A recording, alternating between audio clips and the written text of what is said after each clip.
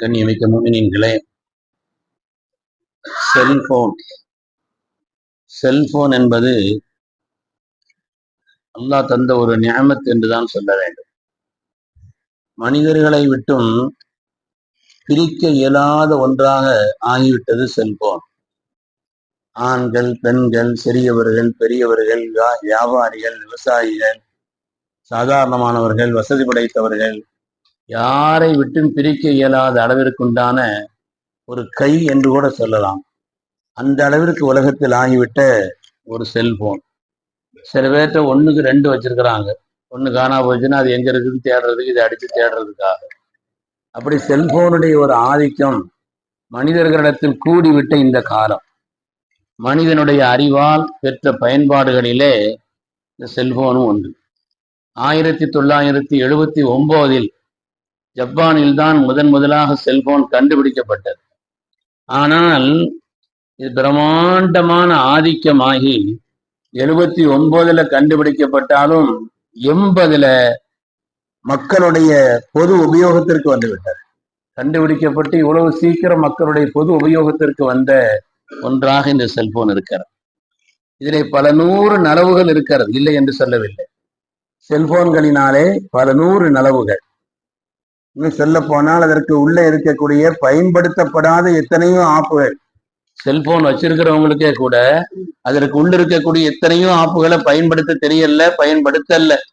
அந்த அளவிற்கு அதனால் உள்ள பயன்பாடுகள் என்பது அதிகமாக இருக்கிறது. தொலைத்தொடர்பு, தகவல் பரிமாற்றம், கம்யூனிகேஷன். தொலைத்தொடர்பு என்பது எங்கோ ஒரு நாட்டில் இருக்கக்கூடியவர்களிடத்தில் அடுத்த நொடியிலே தொடர்பு கொள்ளக்கூடிய ஒரு மகத்தான ஒரு வலிமை மிக்க சாதனமாக அமைந்திருக்கிறது. பாதைகளுடைய வழிகாட்டியாக இருக்கிறது. கூகுள் போட்டாச்சுன்னு சொன்னா சில நேரங்கள்ல ஏதாவது தவறுகள் இருந்தாலும் கூட கூகுள் உஸ்தாதை வச்சுதான் இன்னைக்கு நிறைய பேர் பாதையினுடைய பயணங்களை ஆக்கிக் கொள்கிறார்கள். அதனால பாதைகளுக்கு பயனாக அது பயன்படுகிறது. அதே போல வியாபார நடைமுறைகளுக்கு அது காரணமாக இருக்கிறது. எத்தனையோ உலகத்தில் உள்ள பெரிய பெரிய பெரிய வியாபாரங்களுக்கு அது காரணமாக இருக்கிறது. மருத்துவம் முதல் வரலாறுகள் வரை, செய்திகள் வரை எல்லாவற்றையும் தெரிந்து கொள்வதற்குண்டான ஒரு மிக உபயோகமான ஒன்றாகவும் செல்போன் இருக்கிறது என்பதில் சந்தேகம். அதே நேரத்தில் தொல்லையாகவும் தீமையாகவும் இருக்கிறது. இன்றைய காலகட்டத்தினுடைய அறிஞர் பெருமக்கள் இதை பற்றி உண்டான ஆய்வு செய்து, இது இஸ்லாமிய பார்வையில் இதை பற்றி உண்டான ஒரு நிலைப்பாடுகள் என்ன என்று ஆதாபுல் ஹாத்திஃப், போனுடைய அந்த அதவுகள், செல்போனுடைய அதவுகள் என்று ஒரு தனி நூலையே தொகுத்திருக்கிறார். இது இஸ்திதான், ஒரு வீட்டுல போய் அனுமதி கேட்டு போறது என்பது சம்பந்தமாக உள்ள அந்த தொடர்பிலேயும், ஒரு ஆளை சந்திக்கிறது என்பது தொடர்பாக உள்ள அந்த பாடத்திலேயும் இந்த செல்போனுடைய தொடர்பு வருகிறது என்று பெருமக்கள் சொல்வார். அருமையான பெருமக்களே, முதலாவது செல்போன் என்பது நம்முடைய தேவைக்கு என்ற ஒரு எண்ணத்தில் அது நம்மிடத்தில் இருக்க வேண்டுமே அல்லாது பெருமைக்காக என்று இருக்குமானால், எப்படி ஆடைகள் அதே போல பிற பொருள்களை பெருமைக்காக உபயோகிக்கும் பொழுது அதில் இஸ்ராஃபினுடைய குற்றம் வருகிறதோ, வரம்பு மீறியதனுடைய குற்றம் வருகிறதோ, அது மாதிரி இது நம்முடைய தேவை எந்த ஒரு நிலையில் இருக்குமானால் அதனால் ஒன்றும் தப்பில்லை. பெருமைக்காக இருக்குமானால் அதற்கு குற்றம் உண்டு என்று பெருமக்கள் சொல்வார்.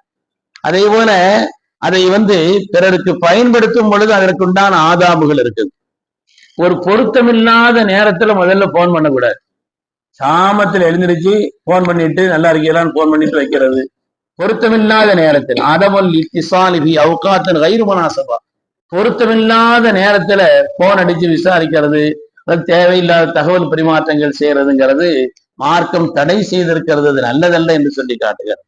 அது மாதிரி ஒரு நாளுக்கு போன் அடிக்கும் பொழுது ஒரு வீட்டுக்கு போய் அனுமதி கேட்டாச்சுன்னா அஸ்ஸலாமு அலைக்கும் சலாம் சொல்லணும், இல்ல வரலாமான்னு கேட்கலாம். 1 தடவை 2 தடவை 3 தடவை இவ்வளவுதான் சலாத்துக்கு ஒரு நிலை. அதுக்கப்புறம் அங்கிருந்து பதில் வரலன்னு சொன்னா திரும்பி வந்துட வேண்டியதுதான். அந்த இஸ்திகுதான், அந்த அனுமதி தேடக்கூடிய பாடத்தில் இதை எழுதுகிறார்கள். ஒரு ஆளுக்கு போன் அடிச்சா 3 தடவை தான் அதிகபட்சமா நீங்க அடிக்கணும். ஒரு தடவை அடிக்கிறோம், 2வது அடிச்சு முடிக்குது, 3வது அடிச்சு முடிக்குது, தொடர்ந்து 10-15 தடவை அடின்னு அடிச்சுட்டு இருக்க கூடாது. அப்படி தொடர்ந்து அடிக்க கூடாது என்று இந்த இஸ்திகுதானுடைய பாடத்தை அடிப்படையாக வைத்து நமக்கு பெருமக்கள் அதனுடைய அதபுகளை சொல்கிறார். அது மாதிரி எடுத்தவொடனே சலாம் சொல்லலாம், தான் யாருன்னு சொல்லலாம். அது இந்த பூச்சாட்டி காட்டக்கூடாது. நான் யாரா இருக்குன்னு சொல்லுங்க பாப்போம், தெரியலையா உங்களுக்கு, அதை போட்டு ரொம்ப இது பண்ண வேண்டியது. அதனால எடுத்தவொடனே சலாம் சொல்லணும். அதனுடைய அதபுகள், இஸ்லாம் சொல்லித்தரக்கூடிய அதபுகள். சலாம் அலைக்கும் அறிஞ்சிட்டு பேசுறேன்.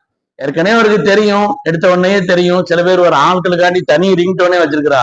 இவர் போன் வந்துச்சுன்னா அந்த ரிங்டோன் வரும், இவர் வந்துச்சுன்னா இந்த ரிங்டோன் வரும், வீட்டுல இருந்து வந்துச்சுன்னா இந்த ரிங்டோன் வரும்னு சொல்லி தனித்தனி ரிங்டோன் வச்சிருக்கிறா. அப்படின்னு அவர்கிட்ட போய் யாரும் கேட்க வேண்டியதில்லை. சலாம் அலைக்கும் சொல்லிட்டு விஷயத்த ஆரம்பிச்சிட வேண்டியது. அதனால அதனுடைய அதபுகளில் ஒன்றாக நாம் சாதாரண நினைக்கிறோம், இதை கொண்டு சவாப் இருக்கிறது, பாவம் இருக்கிறது. அதனால சலாம் சொல்லி தன்னை அறிமுகப்படுத்தி கொண்டு அந்த காரியத்தை செய்ய வேண்டும். அது மாதிரி தேவையில்லாத விஷயங்களையும் தேவையின்றியும் போன் பண்ணக்கூடாது. ஒண்ணுமே இல்லை, சும்மா உட்கார்ந்து கையில செல்போன் இருக்கிறதுக்கான ஒரு போன் அடிச்சு பேசிட்டு இருக்காரு. அது மாதிரி தேவையில்லாத விஷயங்களை போட்டு இன்னல் முபத்திரீன கானு இஹ்வான ஷயாத்தீன், வரம்பு மீறுபவர்கள், தேவையில்லாத காரியத்தை செய்பவர்கள் ஷைத்தானின் சகோதரர்கள் என்ற அந்த ஆயத்திலே விளக்கம் அனுப்புவார். அதனால தேவையில்லாத விஷயங்களையும் தேவையில்லாதவைகளுக்காக வேண்டியும் போன் பண்றது. அது மாதிரி இந்த ரிங்டோன் வைக்கிறது இருக்குது இல்லையா, அதையும் பத்துவாக்கள் எழுதியிருக்கிறார்கள் பெருமக்கள். ரிங்டோன் வைக்கிறது கூட சாதாரணமா உபயோகத்துக்குள்ள ஒரு ரிங்டோன் அவ்வளவுதான் இருக்கணுமே, அல்லாது ஆயத்துகளையோ ஹதீஸுகளையோ இது மாதிரி சினிமா பாடல்களையோ தேவையில்லாத, தொழுகில் நிக்கிறோம், ஒரு ஆள் செல்போன் ஆஃப் பண்ண மறந்துட்டாரு, அது சைலண்ட் வைக்க மறந்துட்டாரு, சரி இன்னொரு போன் வருதுன்னு வைங்க, ஒரு பாட்டு வந்துச்சுன்னா எப்படி இருக்கும்? மொத்த பார்வையும் அவரை பார்க்காதா? செல்போன் அடித்தாலே பார்ப்போம். மொத்த பார்வையும் அவரை பார்த்து பார்க்கறது மட்டும் இல்ல, அது குறையாகவும் சமயத்துல அது ஹிட்டாகவும் ஆகிவிடும்.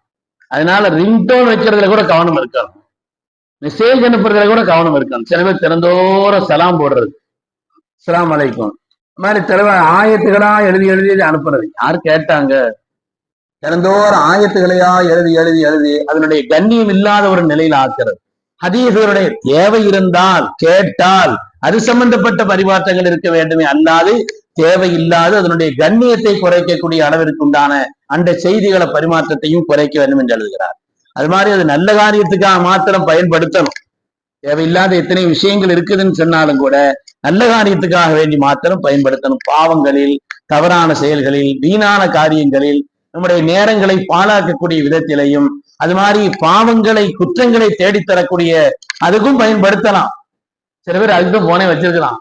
அப்படிப்பட்ட காரியங்களில் பயன்படுத்துவதை விட்டும் அதை நாம் தவிர்த்து கொள்ள வேண்டும். அது மாதிரி அருமையான பெருமக்களே, ஆபாசமான காரியங்கள், போன் எடுத்து அளவுக்கு மீறி திட்டுறது, ஏதாவது சில விஷயங்களை நேரடியாக தான் பேசணும்.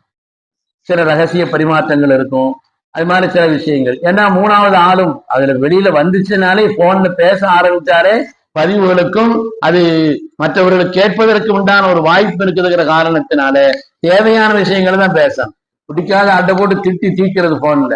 அது மாதிரி தேவையில்லாத விஷயங்கள் அளவுக்கு அதிகமா பேசுறதையும் தவிர்க்கணும் என்று சொல்கிறார். அது மாதிரி ஒரு விஷயத்தை ஃபார்வர்ட் பண்றதா இருந்தா அதை உறுதிப்படுத்திட்டு தான் ஃபார்வர்ட் பண்ணணும். அந்த செய்தி உண்மைதானா, அது அனுப்புறது பொருத்தம் தானா? சில பேருக்கு வந்த உடனேயே ஆல் ஃபார்வர்ட் மொத்தமா கொடுத்துறது. அது எதுக்கு போகுது, யாருக்கு போகுது, செய்தி உண்மைதானா இல்லையா? குற்றம். கஃபா பில் மர்இ கதிபன் அன் யுஹத்திஸ அன் யுஹத்திஸ பிகுல்லி மா சமிஅ. ஒரு மனிதன் பொய்யன் என்பதற்குண்டான அடையாளம் கேட்டதே எல்லாம் சொல்வான். நாங்க சொல்லாஸ் அவன் கேள்விப்பட்டதே எல்லாம் சொல்லுவான். தேவையா தேவையில்லையா அந்த செய்தியை படிச்சு கூட சில பேர் பாக்குறது இல்லை, அப்படி ஃபார்வர்ட் பண்ணி விட்டாரு. இதனால ஃபார்வர்ட் பண்றதா இருந்தால் அந்த செய்தியை உறுதிப்படுத்தி கொண்டுதான் பரிமாற்றம் செய்ய வேண்டும் என்று பெருமக்கள் எழுதுவார். அது மாதிரி ஒரு போன் அடிக்கிறோம், வேற ஏதோ ஒரு போன் கனெக்ஷன் ஆயிடுது, ஒட்டு கேட்கறது தவிர்க்கிறோம். ஆர்க்கத்து கியாமத்தினுடைய நாளையில காதல ஈயம் காட்சி ஊற்றப்படும் என்று வருகிறார். தேவையில்லாத ஒட்டு கேட்பது என்றால் வேற ஏதாவது ஒரு கனெக்ஷன் அதுல வந்துட்டாலும் சரி, அல்லது வேற ஆட்கள் யாராவது ரகசியமா பேசிக்கிட்டு இருக்கும்போது சரி, அதை போய் ஒட்டு கேட்கறது, அப்படிப்பட்ட ஒரு நிலையிலிருந்தும் தவிர்த்து கொள்ள வேண்டும் என்று நிறைய அதை பற்றி எழுதி காட்டுகிறார். அருமையான பெருமக்களே, மார்க்கம் எல்லா காரியங்களுக்கும் வழிகாட்டி இருக்கிறது.